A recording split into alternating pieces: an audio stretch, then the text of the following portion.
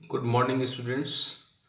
राजकीय महाविद्यालय राजगढ़ के बी.कॉम पार्ट 1 के समस्त विद्यार्थियों का इस वीडियो क्लास में मैं एक बार पुनः हार्दिक स्वागत करता हूं।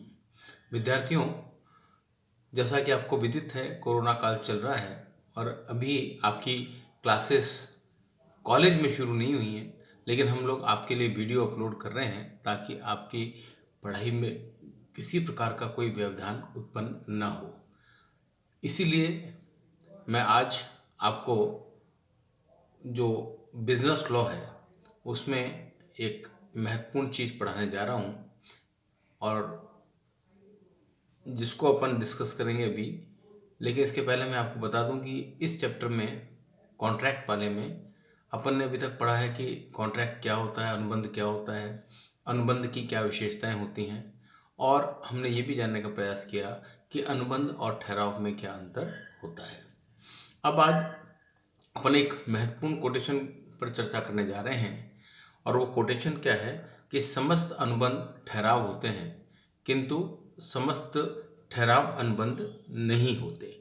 All agreements are contracts but all agreements are not contracts. तो all contracts are agreements but all agreements are not contract. समस्त अनुबंध ठहराव होते हैं परंतु समस्त ठहराव अनुबंध नहीं होते। तो ये एक महत्वपूर्ण कोट है कि समस्त अनुबंध ठहराव होते हैं किंतु समस्त ठहराव अनुबंध नहीं होते।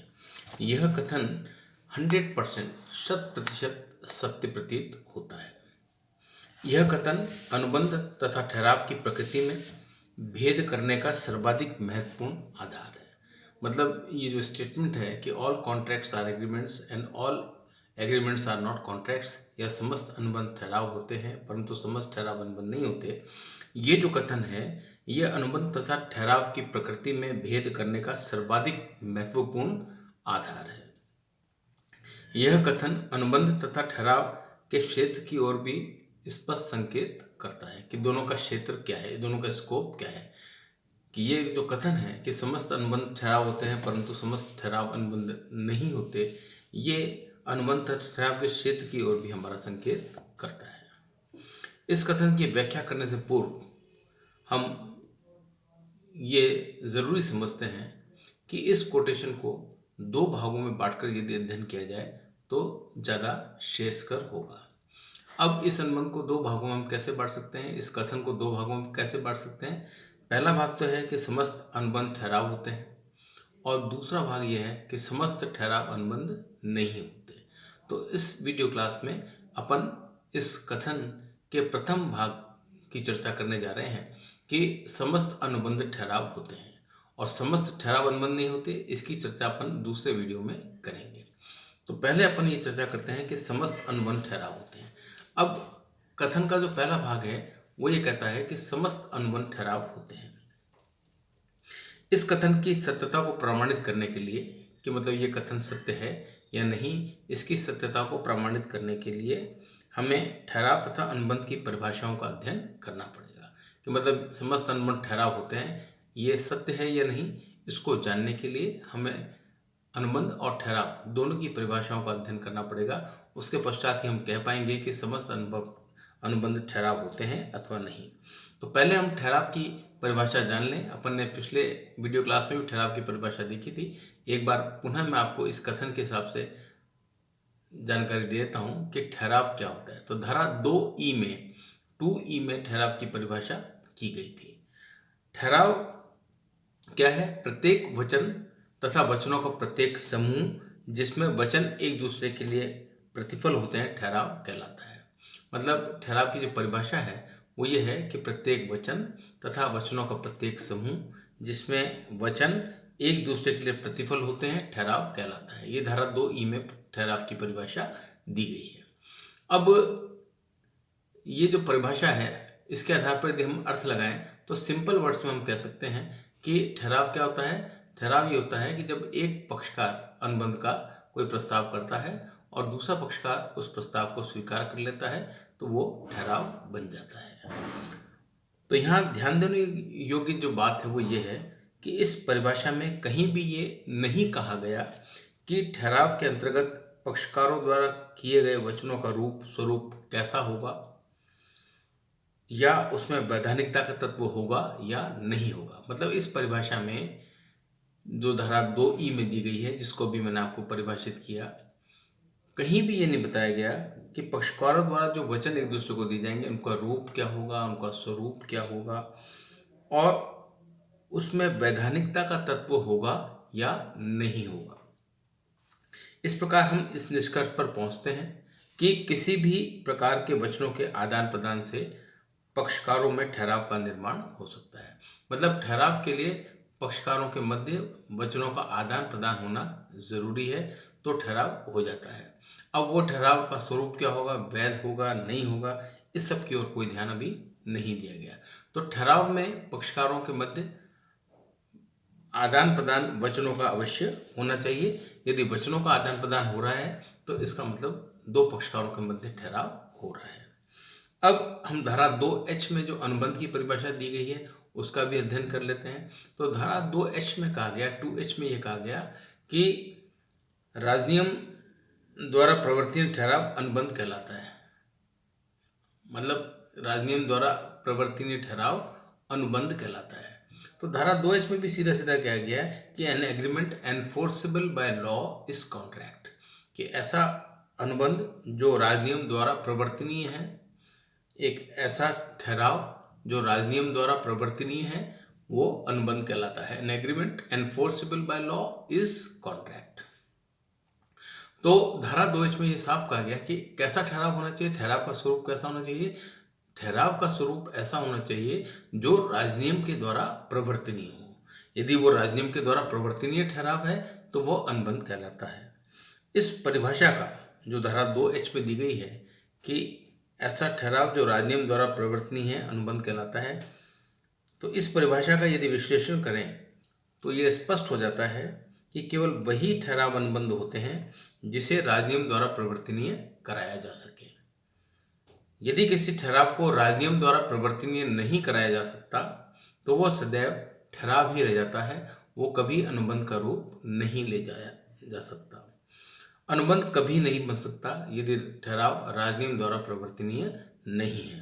ठहराव तभी राजनियम द्वारा प्रवर्तनीय करवाया जा सकता है जबकि उसमें वैध अनुबंध के सभी लक्षण मौजूद हों, विद्यमान हों। मतलब ठहराव को कानून के द्वारा प्रवर्तनीय एनफोर्सेबल बाय लॉ कब करवाया जा सकता है, जबकि ठहराव के अंतर्गत वैध अनुबंध के समस्त लक्षण मौजूद हों, जो कि मैंने आपको धारा 10 में पहले बता चुका हूं। तो इस प्रकार स्पष्ट है कि अनुबंध होने के लिए किसी भी ठहराव में, मतलब अनुबंध होने के लिए किसी भी ठहराव में वैध अनुबंध के सभी लक्षण पाए जाने आवश्यक हैं।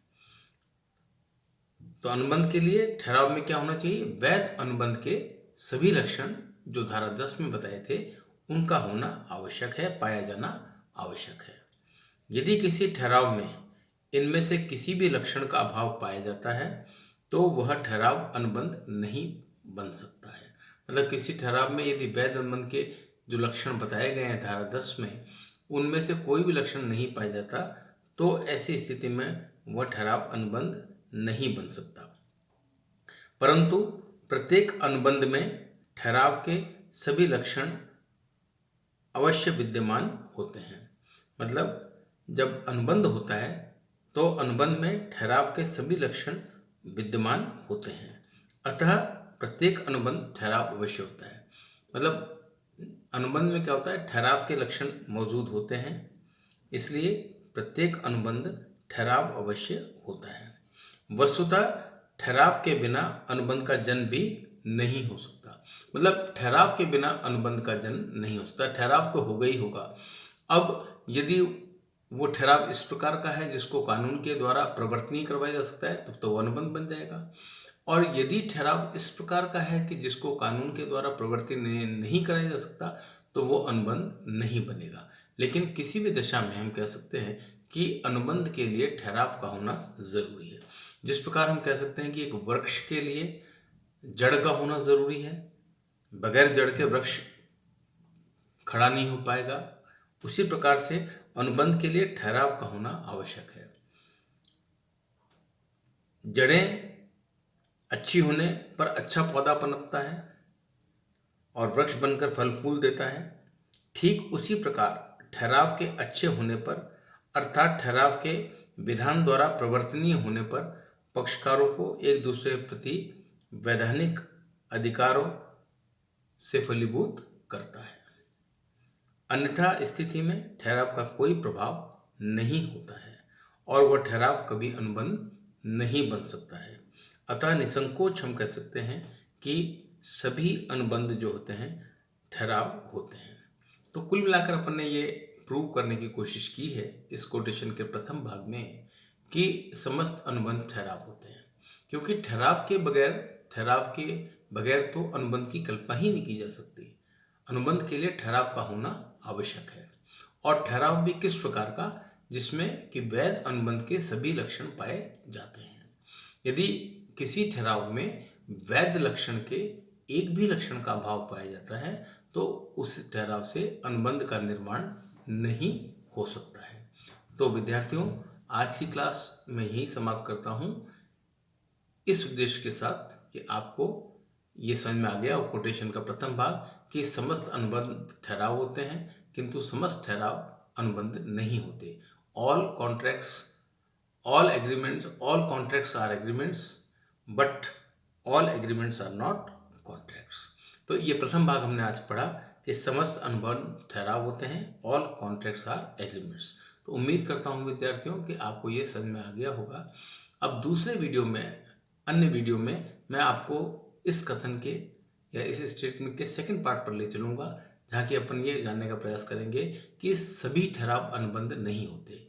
इसका मतलब ये है कि कुछ ठहराव इस प्रकार के हैं जो अनुबंध का रूप कभी नहीं लेते। तो उसका अध्ययन अपन दूसरे किसी वीडियो क्लास में करेंगे।